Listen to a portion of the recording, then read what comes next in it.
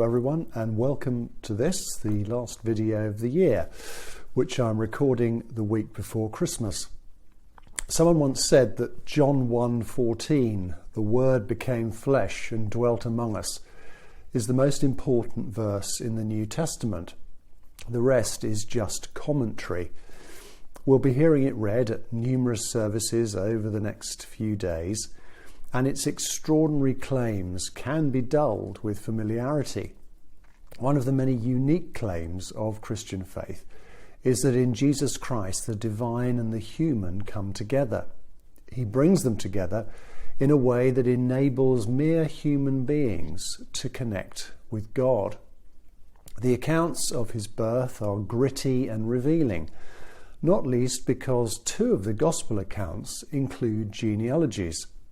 The very thing that makes yours and my eyes glaze over would have opened wide the eyes of those who first heard it.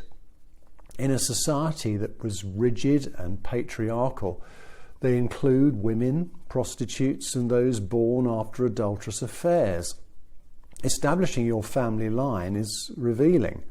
Many who start on the journey hope to discover at least a link to someone important. I'm just descended from generations of Hereford agricultural workers and small farmers, which is something I'm quite proud of. In Jesus' day, family pedigree was really important. It's why characters are often introduced as the son of, going back 3 or 4 generations. A family tree was a bit like a modern LinkedIn or other social media profile, selectively honest, just as we might sketch over a bad career choice, so they would tend to leave out anyone in the line who disgraced the family. It would be like writing in your LinkedIn profile that you failed catastrophically at a particular job because you're incompetent, but managed to persuade the next company to take you on. Nonetheless, you wouldn't do that. This is the sort of thing that makes the accounts of Jesus' birth all the more credible. There's no historical airbrushing going on.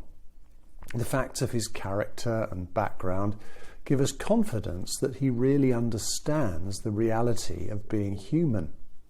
The remarkable things he did, and particularly his resurrection, convince us he has the power to do something about it.